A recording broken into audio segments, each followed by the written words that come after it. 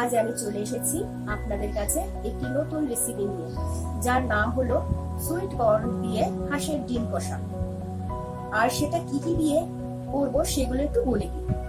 এখানে আমি নিয়েছি আলুগুলোকে আমি টুকরো টুকরো করে কেটে নিয়েছি। ডিম নিয়েছি, ডিমগুলোকে একটু চিড়ে দিয়েছি চাকু দিয়ে।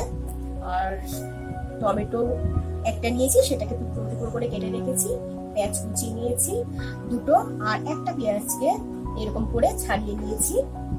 আর সুইট কর্ন গুলোকে আমি কেটে রেখেছি টুকরো টুকরো করে। কাঁচা লঙ্কা নিয়েছি, আর এই বাটিটায় নিয়েছি আদা, রসুন আর শুকনো লঙ্কা বেটে রেখেছি। আর ফোড়ন হিসাবে নিয়েছি আমি জিরে, দুটো তেজপাতা, শুকনো লঙ্কা, দারচিনি, এলাচ আর লবঙ্গ।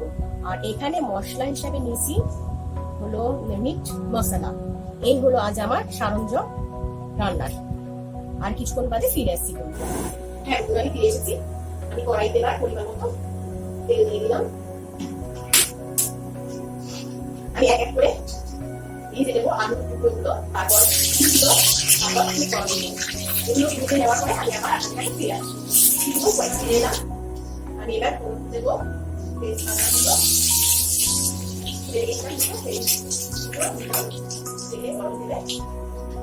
আমি একটা শুকনো লঙ্কা রেখেছিলাম, দিয়ে দিলাম। আর এলাচ, লবঙ্গ আর দারচিনি ছিল একটু লাল লাল হয়ে এসেছে। এবার আমি পেঁয়াজ কুচিগুলো দিলাম।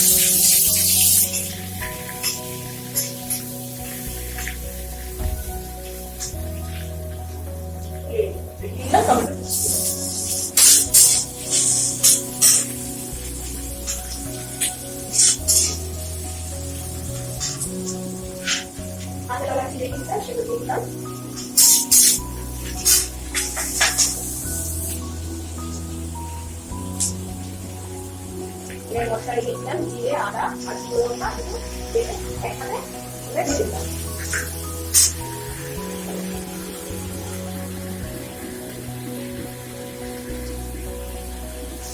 দিলাম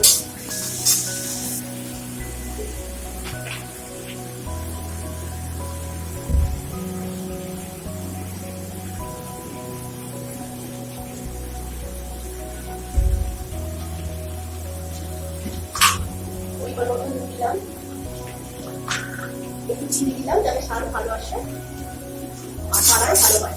এবার আমি মশলাটাকে ভালো করে কষিয়ে দিলাম 5 মিনিটের মতন। তারপর আমি আবার আপনাদের ফিরে আসছি। আমি খেয়ে এসেছি কাঁচাদের কাছে। এবার আমি একটু সামান্য জল দিয়ে দিলাম। মশলা কষানো হয়েছে, অল্প জল দেবেন, এতে বেশি জল দেবেন না। এবার আমি এক এক করে দিয়ে দিলাম আলু টুকরোগুলো।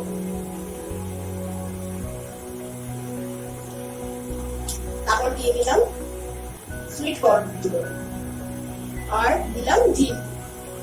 আমি অল্প অল্প করেই ভেজে রেখেছিলাম, সেগুলো দিয়ে দিলাম। এবার দিলাম আমার পেঁয়াজ যেগুলো কুচুয়ে দিয়ে ছাড়িয়ে রেখেছিলাম সেগুলো।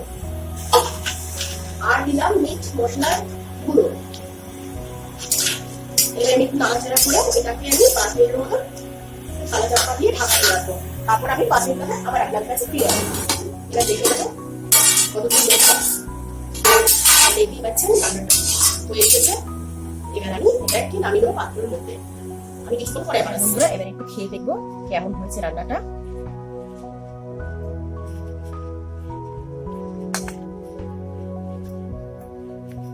অসাধারণ হয়েছে রেসিপিটা। যদি আপনাদের ভালো লেগে থাকে আপনারাও করতে পারেন। আমি আজকে শেষ করলাম আমার রেসিপিটা। নমস্কার।